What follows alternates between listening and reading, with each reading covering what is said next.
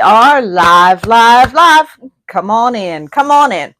We are talking about the Micah Miller case, and we're talking about a specific aspect, and that is how to respond when a narcissist calls you crazy. So come on in. This is important information if you or someone you love is in a narcissistic relationship, be it your spouse, partner, boss, pastor. It really doesn't matter. Malignant narcissists will wreak damage on you and your reputation. How do we respond? Here's some tools for the toolbox. So come on in. You guys are welcome. Welcome in. Welcome in. Welcome in. Grab you a drink and a snack. And we're going to go over some important information for you today. Hopefully y'all can hear me. If you're in the chat, let me know. Let me know if you can hear me. Come on in. Come on in. Come on in.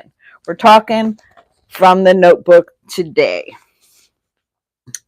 So, pretty much universally, you can depend on one thing. A narcissist in your life will damage your reputation intentionally. How do we respond when that narcissist calls us crazy? Have you been in a narcissistic relationship? Have you been in a relationship with a narcissist? They attack your mind. They smear your reputation. I'm sorry about that. They smear your reputation. It's all part of what I'm calling a smear campaign, and it is intentional. Hi, I'm Chevy Cool Lady.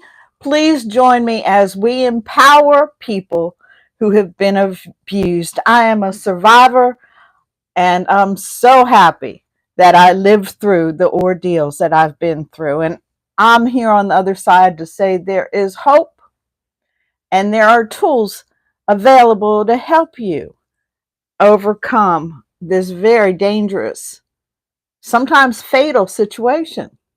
In the Micah Miller case, that came to a tragic end when we saw the death of a 30-year-old beautiful, godly woman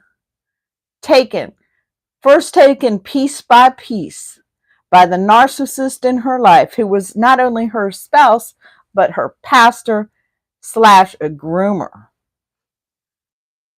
There were so many lessons and so many takeaways from this tragic story, and one through Christ that is turning into a really beautiful story, one that I believe Micah would be astounded at, because her name has now reached hundreds of thousands of lives.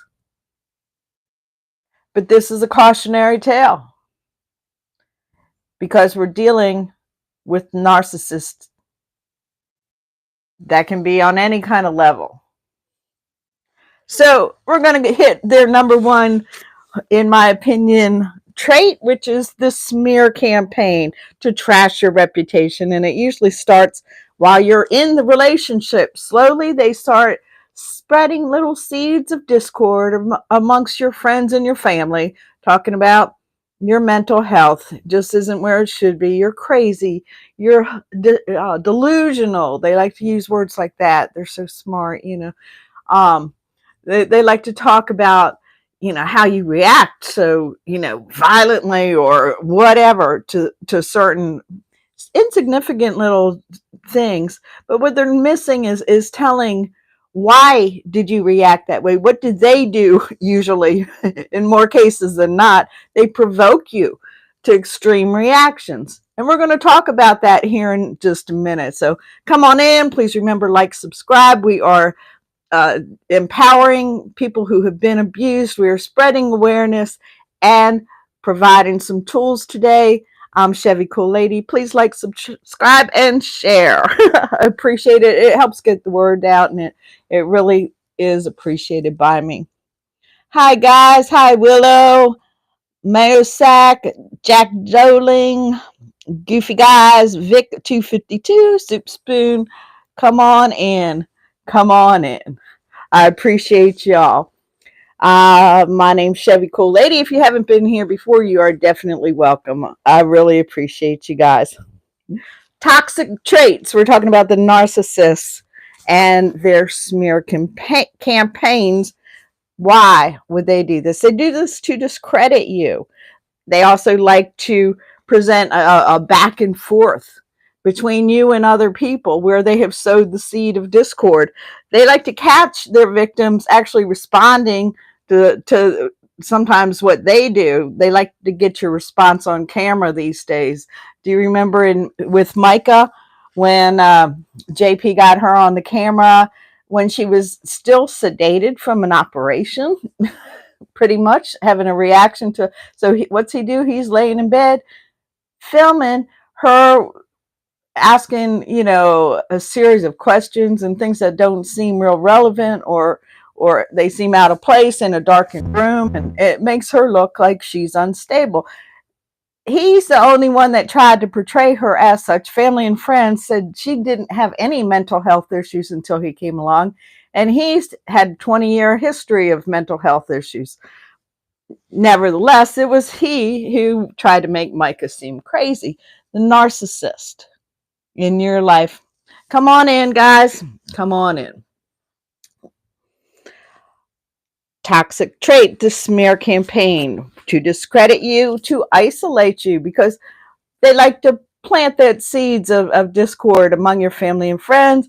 Now, when you might be even retelling a story, but they're looking at it through a bias now because these seeds have been planted by the narcissist. It's like they're all reading from the same script. It's crazy how they do. It's crazy how they do that. But they like to discredit you. They like to isolate you because that way you're under their control. Because the whole purpose of the narcissist is to control you. It's called coercive control, and in many states it's illegal. In some states it's not. And Micah's Law is one of those pushes that will gain momentum as it goes through the legislative process to give the law enforcement a tool to help people in domestic violence situations. But right now it's actually spelled out as coercive control in only 8 states. So that's why I'm spreading awareness, and I hope y'all will just continue the awareness so that we can get people helped and out of these dangerous situations. People lose their lives every day because of narcissistic control and the lengths the narcissist will go to um, to tighten their grip on their victim. It goes straight to the pits of hell. Family and friends seem to team up with the narcissist, sometimes against the victim. I've heard people tell me that. They're like, even my own parents, won't believe me. They believe this, narcissistic person. And it's like such a subtle campaign against your character that's been waged. They have already planted the seeds of doubt and everything else. Come on in. Thank you, Vengeance Rising. I appreciate you. And yeah, they love to victimize people. Thanks. I appreciate y'all's support of Music Galaxy and Airsoft. Thank you. Yeah, I haven't figured out the whole TikTok thing yet. I don't know. I find it, I'm 62 years old. I have 7 children and 14 grandkids, and it's like I'm just trying to catch up. Now I spent much of my time chasing after little ones, so I'm just now getting into the technology aspect. So hopefully I'll get a hold of it and learn. But thank you guys. I really appreciate you. Yeah, okay. I appreciate that. At AI Music, I appreciate your insight. Now, family and friends team up with the narcissist because of the seeds planted by the narcissist and watered by you. When you react to the narcissist, you're just feeding fuel to the fire. Fuel to the fire. They love to catch you on camera acting crazy, even though your crazy behavior might really be a justified reaction to something they've done. Once, I'll just give you a personal example.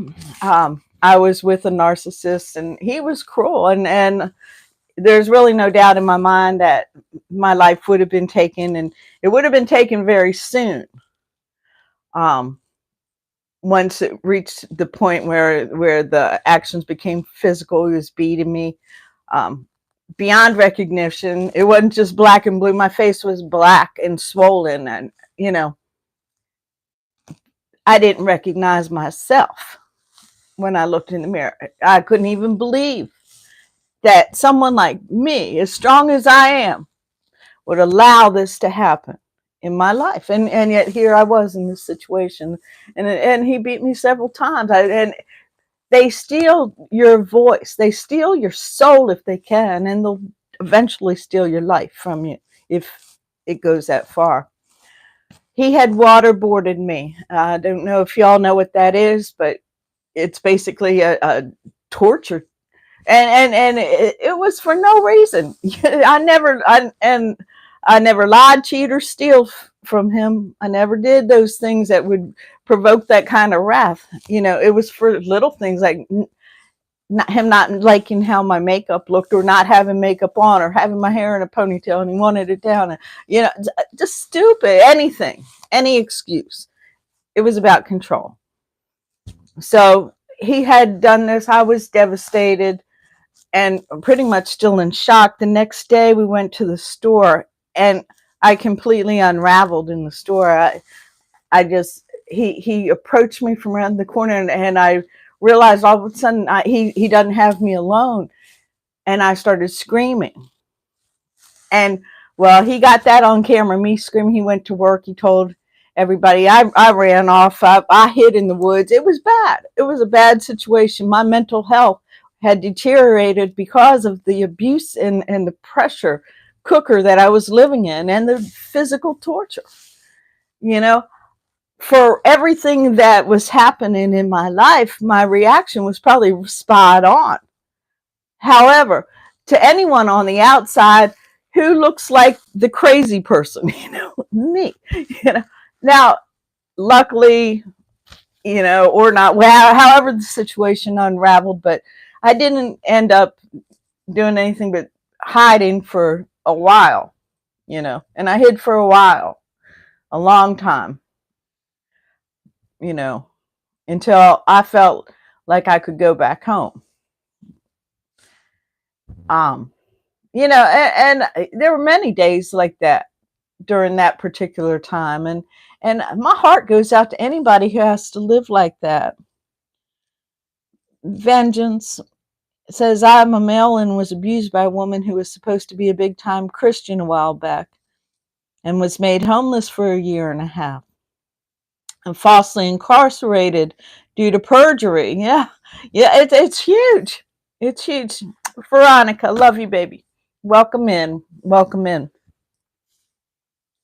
So, in all the scenarios that my particular narcissist like to convey to his family, his friends, and I was working with him too, our work associates, I'm unhinged. I'm off the wall. I'm crazy. I'm the crazy one.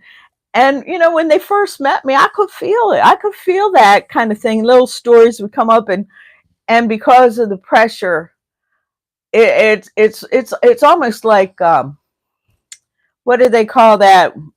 Stockholm syndrome. You become like you identify with your captor is what Stockholm syndrome is. It was popularized back in the early 70s when what was her name? Patty Hearst,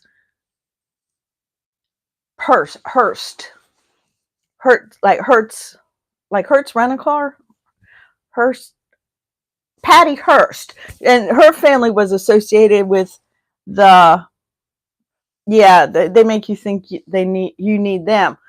Patty Hearst was, her family was, I want to say it was the New York Times, but her family was associated with a big newspaper, and they were, she was actually kidnapped for a ransom by like a vigilante militia, by a militia here in the United States. She was held captive and held for ransom. And during that time, over time, she actually became part of that militia, and it just shocked the nation. You know, it was headlines. I remember it being on Time magazine when I was a little girl, and that was like the social media of today.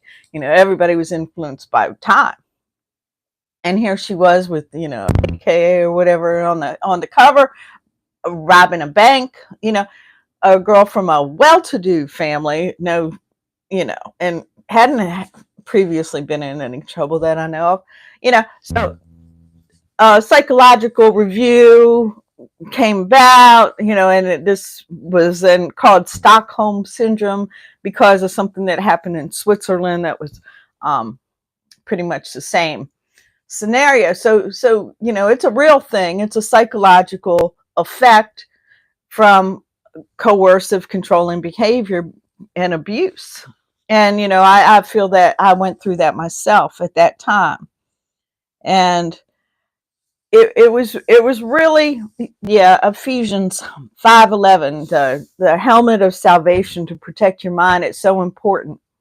But we'll continue. The narcissist wants to control your image as well as controlling his narrative. Look how we saw that in the Micah Francis case. You know, to this day, JP's been quiet here for a couple weeks, but prior to that, it's all about the narrative, all about him pushing the medicine, him controlling her mental health routine. There's so much to say about that. Nevertheless, typical narcissistic narrative. They like to control your image by controlling the narrative. This is coercive control that's to manipulate and dominate another human being. And this is what a big part of the Micah law contains is tools to have this enforced in more than 8 states that we currently have the words coercive control in the law. Why do they do this? And how do they do it? A lot of times they threaten blackmail. They, like I said, they like to put it on camera these days. They like to put it on social media. Do you remember JP was allegedly posting, and I think it's actually been proven that he posted naked pictures of Michael online for all the world to see. Whether it was for 5 minutes, 5 hours, or 5 years, it doesn't matter. What a betray of trust. So blackmail is a big part of the narcissistic traits. Why do they do this? They want to control your reactions. And when they can't any longer, the narcissist is quick to go to a new supply. If they can no longer control you, whether they have institutionalized you, maybe murdered you, or you have been able to sever from them completely, they no longer can control you. They move on so fast. And that's another trait of the narcissist, how they can just move on so quickly, like your relationship meant nothing to them. Yes, I'm in Myrtle Beach. Yeah, I think Veronica's in Myrtle Beach too. Are you, Veronica? I think so. I think I've seen her saying so. How to combat being crazy without losing your mind is the title of my little episode today. So the narcissists like to put what I'm going to call a wedge of isolation. Now, if you just picture in your mind a cord of wood, and you got your wood, and you need to split your wood to make it useful for your fire, right? Or whatever you're doing with the wood. Let's say you have your wood. Have y'all chopped wood before? It's not easy. It takes precision. And in order to split that wood, you're going to need a wedge. A wedge is made of iron, and it's shaped like this. So you can put the little skinny part into a crack or sliver or crevice. But once it's in, you get your mallet and you hammer that thing, and it splits. Sometimes with one hit, sometimes two, sometimes three. Sometimes that wedge will get stuck in there. Then you need another wedge on top of that. It is hard to chop wood. So imagine that the wood represents your mind.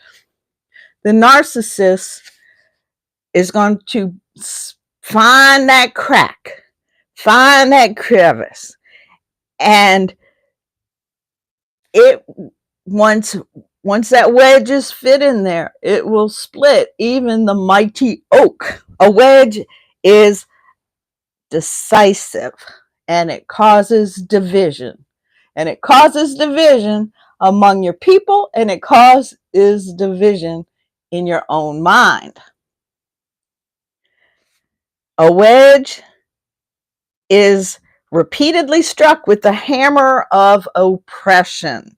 You are dealing with oppression when you're in the company of a narcissist. You are probably dealing with satanic principalities that are actually ruling that person and causing them to be such a literal tool in the hands of the devil. I don't think it's anything less. They drive that point deeper and deeper with every blow.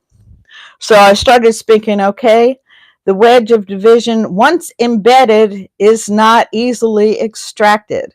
Once that wedge gets in there, you can't just reach down in that log and pull it out, can you? You're going to have to keep splitting till it comes out. Like I said, even sometimes I've seen double wedges used when a wedge gets stuck. But yeah, it's not easily extracted. Neither are the tactics of a narcissist in your life. Not easily extracted. You have to regain your voice, because it's your voice that the narcissist steals. So I'm giving you some tools, my friends. It's often necessary to split to get the wedge out once delivered. And once delivered, it leaves a mark, a scar, a split. They are destructive in your life, my friends. Sarah M., welcome in. My parents primarily heat with wood. We're from Minnesota, so every fall, it's a family affair to get 4 or 5 cords of wood. I know that's right. I have lived without any heat except for wood stoves at 2 separate points in my life. And it's a lot of work. It really is. And it doesn't stop being work. It continues all through the cold weather. You don't always feel like getting up at 4 a.m. to get that fire going, but you sure don't want it to get cold in the house, do you? So yeah, I'm sure you understand what I'm talking about better than most. Right, Sarah? All right, so the destruction that a narcissist leaves is profound, and they scar all around, not just their intended target, because you've seen a chopping block before. What's a chopping block's got full? It doesn't have wood on it anymore, but all around where that wood stands are chop marks, because the destruction continues to the whole circle of friends and family that you have. It doesn't stop. The narcissist spies out a weakness, driven by the hammer of oppression. Once a crack is found, they aim and they strike dead center, full power, repetition. I wrote down Psalm 8. Sometimes God just gives you such a good word, and things just make so much sense. And I'm not going to take a whole lot from the scriptures today, although the entirety is definitely supported by scripture. So Psalm 8:15.